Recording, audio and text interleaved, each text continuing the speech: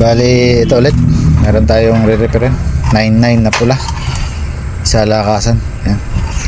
Bali, kalasin ko muna yung top cover. Silipin natin loob kung ano nangyari. Bali, tanggalin ko lang.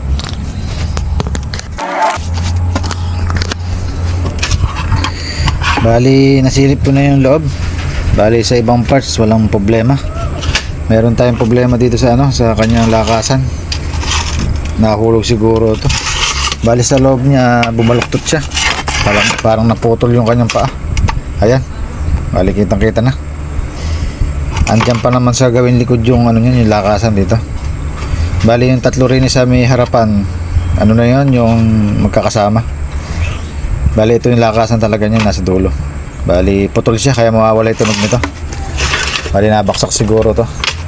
Bali yan, kalasin ko na. Di na natin tetestingin. Nakakita tayo ng merong sira. Bali yan, kalasin ko lang.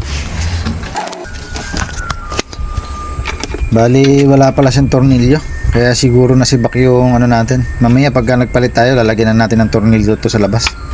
Bali ang pumipigil lang pala sa kanya itong knob.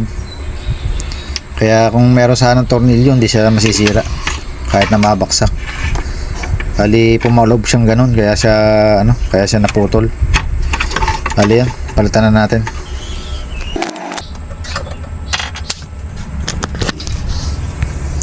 Bali, sinasabi ko na putol. Ayan. Putol na putol talaga. Tatlo. Bali, sinasabi kong tatlong magkakasama. Ayan. Ang gawing harapan ito. Ito yung harapan. Ito. Yung tatlo na to. Ito yan. Bali, okay naman siya.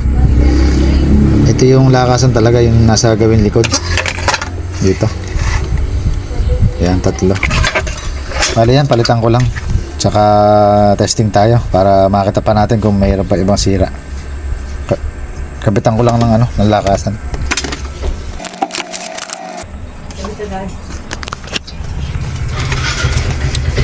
Bali ito, nalagyan na natin ng tornilyo. Bali testing na tayo.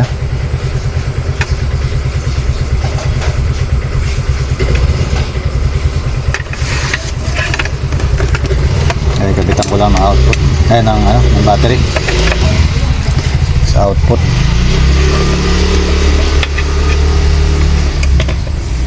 Ma-testing natin.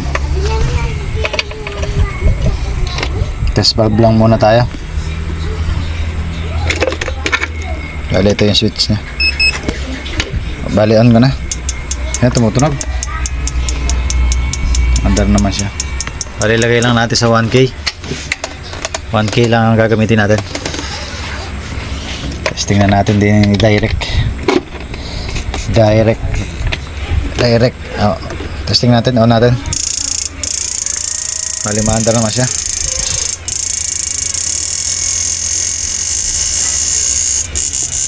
Kaya lang mahina.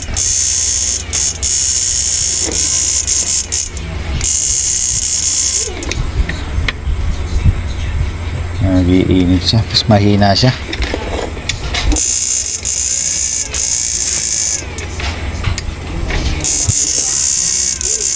Bali yan. Bali adjust ko na lang din ng konti yung lakas niya.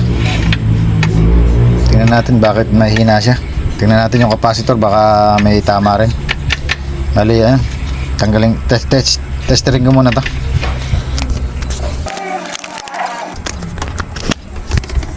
Bali ito, nagpalit tayo sa frequency nya. Bali 820K ito. Bali ang kinabit na lang natin 390K. Bali medyo mas mababa sa mga pangkaraniwang kinakabit ko. Dahil meron pa siya dito sa loob. May katugon pa yan ito. 470. Saka 150. Yan. Yung 150 sa high and low. Bali yung sa 470. Katugon pa ng ng lakasan natin. Kabiyak. Bali yan. Testingin na natin. Tingnan natin kung lumakas. Hindi, kabitan ko lang ng output.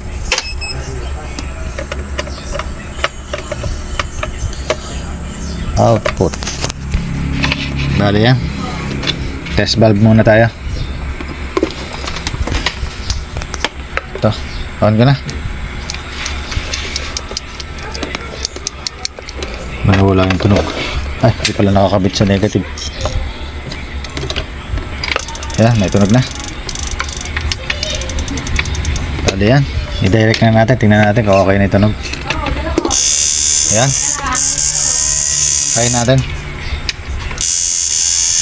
Yan.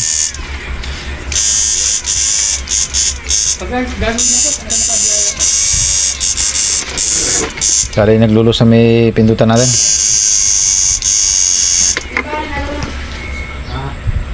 Alin niya, medyo nag-iinit.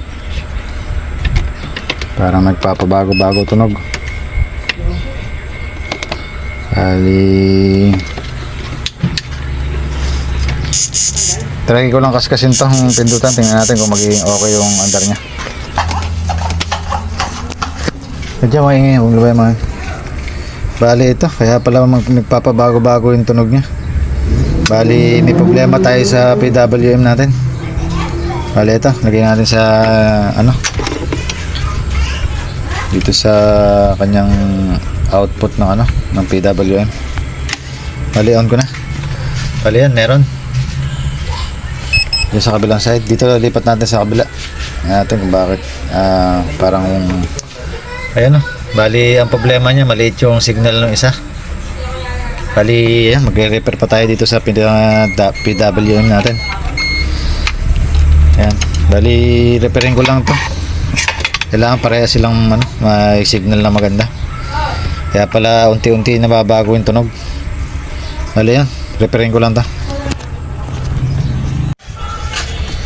Bali ito, natanggal na natin yung PWM natin. Bali itong IC natin, diretso na yung ano niya, yung output sa pin niya na ano, palabas. Bali wala na ibang dinaanan kundi yung IC. IC lang ang pinagmumula ng signal. Bali ang kailangan natin palitan dito para maging maayos yung signal niya, itong IC na mismo.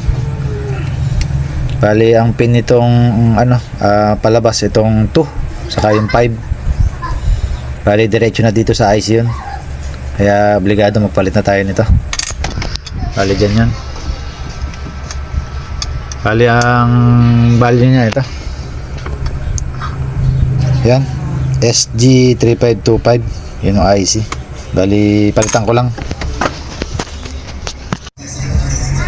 Bali ito trouble muna natin yung kanyang PWM. Bali hindi natin makita kung bakit yung signal na number 3 ay number 8, 9, 10, 11 pin number 11 saka yung pin number 14. Bali sa pin number 11 yung ano, yung may problema. Sa pin number 14 okay naman yung signal. Bali dito lang tayo walang signal sa ano, sa pin number 11. Bali kailangan solusyonan natin yan. Bali ipakita ko muna. Kaya ating patungan dito. Bali ito, trouble muna natin. Bali kabit ko lang. Tingnan muna natin yung signal nya. Bali ito. Yan. Talagay sa negative yung ano natin, yung grounding ng ano natin, oscilloscope. Bali yung puti, yan yung positive line. Bali negative yung ano, yung itim. Pin number 4 yung positive, pin number 3 naman yung negative. Bali yan, tutusukan natin yung ano, yung out ng PWM natin. Bali ito. Sukan muna natin yung ano, pin number 14. Tingnan natin kung may signal. Bali yan. Kabit ko lang. Bali yan, meron. May signal naman siya. 29.1. Bali, lipat natin sa pin number 11. Yan. Ito yung 11 na wala kanina. Bali yan, kabit ko lang yung ano, yung battery. Bali yan. Nakita natin ng signal ayan. Maliit. 29.2. Bali yan. Nagiinit. Bali nagiinit yung IC nya. Aray, mainit. Bali, ito trouble muna natin. Testerin muna natin yung mga parts dito kung ano may problema. Bali, nagpalit na tayo ng IC. Ganun pa rin. Bali, dito tayo maghahanap sa ibang parts dito. Bali, yan. Yan natin kakat. Dire-diretso na. Bali, gamit muna tayo ng buzzer para sa mga capacitor natin. Yan. Pasya muna tayo dito.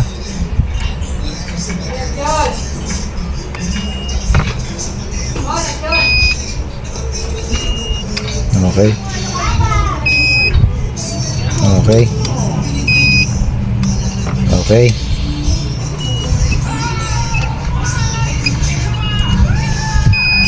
Ba. Ay, wala.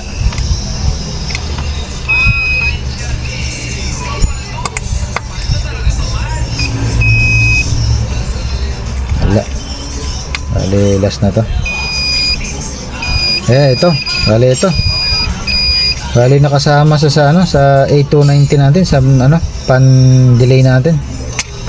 Inasusukot tayong shorted. Bali, yan. Try lang natin tanggalin yung ano muna na yan, yung capacitor. Tapos testing ulit tayo kung magkakaroon siya ng signal. Bali, wala naman siyang connection dito sa IC natin. Bali, yung capacitor na ito may connection sa positive line natin. Saka sa negative. Bali, yan. Iyan ko lang. Tanggalin ko lang.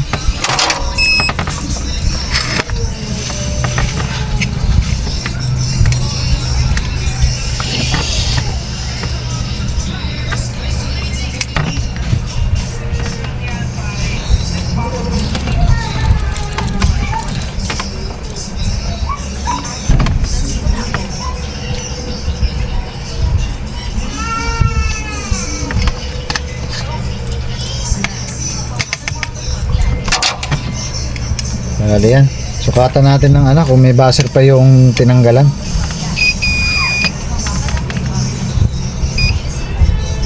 Yan, bali wala.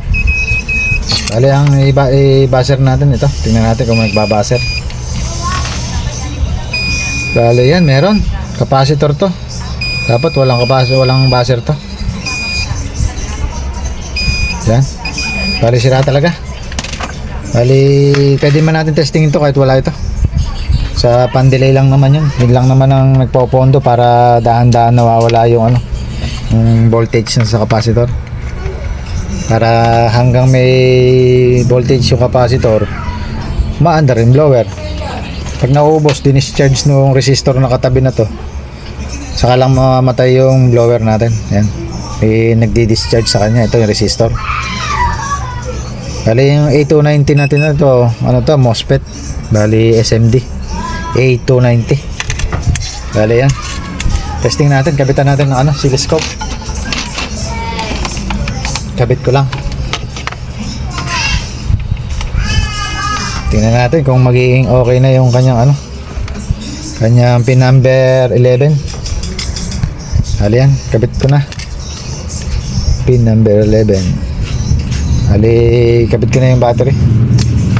Bali, yan, nakakabit na. Ayan, nasugot ko na. Bali, okay na yung signal natin. Ayan. Bali, yan ang signal natin. 27.6. Bali, lipat naman natin sa ano, sa pin number 14.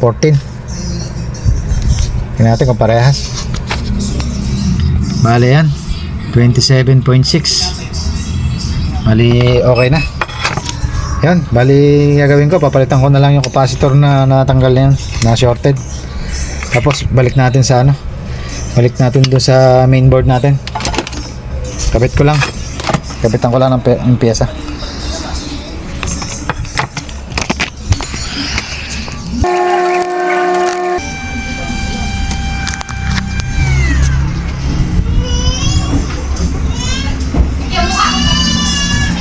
Bali, ito, mailagay na natin yung ano natin, yung oscilloscope. Bali, yan, tingnan natin, okay na. Ayan, ito yung kaninang wala. Ito, sa gawin na to, lilipat natin sa kabila. Ito yung meron na ano, meron to. Bali, yan, 27.6. Dapat natin dito sa kabila.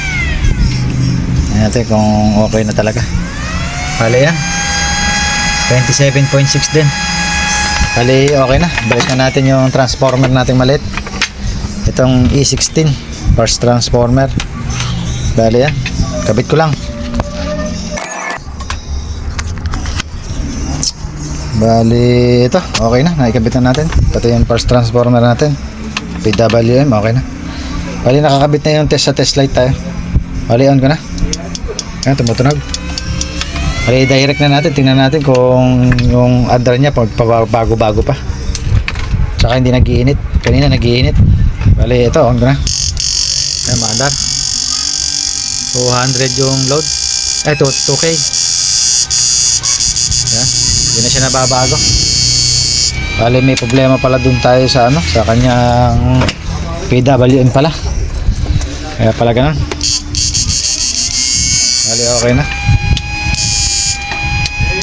Tsaka yung blower kanina, kung nakapansin natin kanina, isang pindot, isang andar. Ngayon naiwanan siya ng pag-andar. Sira pala yung yung capacitor na para sa sa pan-delay. Kaya pala dire-diretso yung isang pindot, isang andar din. Ngayon naiiwanan siya ng maandar. Kanina sabay sa pindot. Bali yan. Bali sa problema niya okay na.